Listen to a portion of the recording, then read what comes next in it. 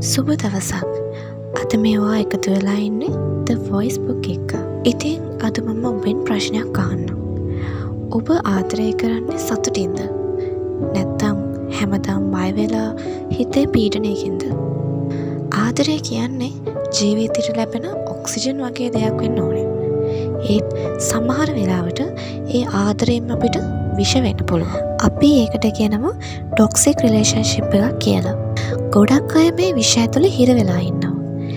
ඒත් ඒකෙන් එළියට එන්න බයයි. අද The Voice Book එකෙන් අපි කතා කරමු ඔබ ඉන්නේ ආදරණීය බැඳීමකද නැත්නම් විනාශකාරී උගුලකද කියලා. කොහොමද අපි ටොක්සික් සම්බන්ධතාවයක් හඳුනගන්නේ? මෙන්න මේ ලක්ෂණ ඔයාගේ සහකරු හෝ සහකාරියගෙන් පේනවා නම් ඔයා ටිකක් හිතන්න ඕනේ.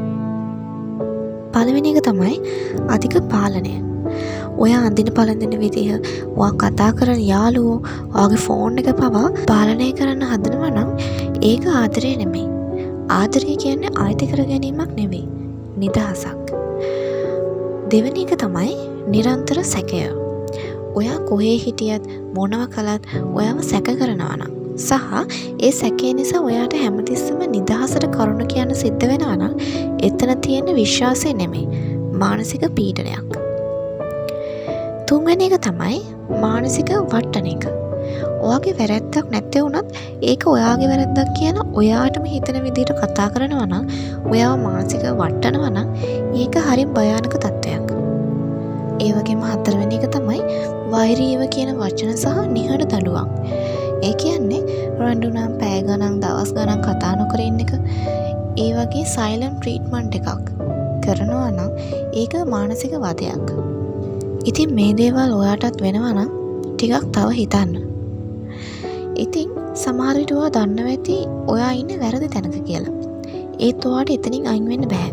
ඇයි ඒ? ගොඩක් වෙලාවට අපිට හිතෙනවා එයා මම නැතිව මොනා කරයිද?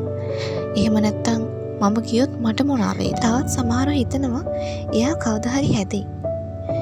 හැබැයි මතක තියාගන්න තව මිනිස්සෙක් වෙනස් කරන්න ඔයාට බෑ. කෙනෙක් වෙනස් වෙන්න ඕනේ නම් ඒක ඇතුළෙන්ම එන්න ඕන දෙයක්. ඔයා ඔයාගේ ජීවිතයේ අවුරුදු ගණනාවක් තව කෙනෙක් වෙනස් වෙයි කියලා බලන් ඉඳලා අන්තිමට ඔයාට ඔයාව නැති වෙන්න පුළුවන්. ඒක නිසා පරිස්සම්. මේ විෂ සහිත වලෙන් ගොඩ එන්නේ කොහොමද? මුලින්ම ඇත්ත පිළිගන්න. ඔව් මම ඉන්නේ ටොක්සික් තැනක කියලා හිතට අවංකව කියන්න. ඊළඟට ඔයාට විශ්වාසවන්ත යාළුවෙක් හරි පවුල කෙනෙක් එක්ක හරි මේක කතා කරන්න පුළුවන්.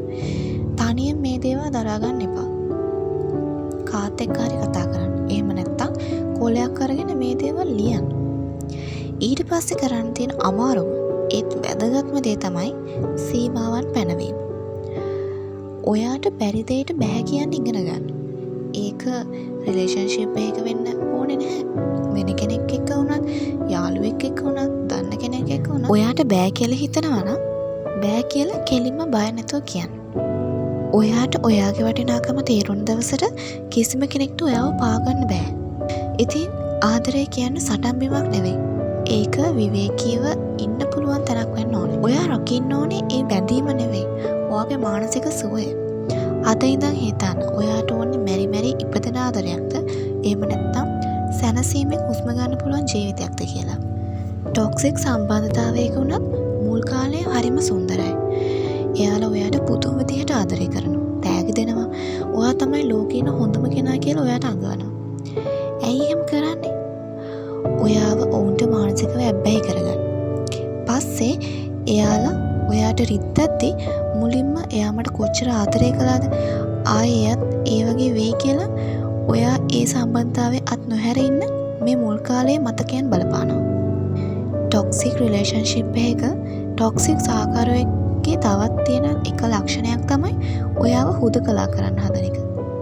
ඔයාගේ පවුල අයගෙන්, ඔයාගේ යාළුවන්ගෙන්, අනිත් අයගෙන් ඔයාව වෙන් කරන්න හදන එක. උදාහරණයක් ගත්තොත් ඔයාගේ යාළුව හරිය නැහැ.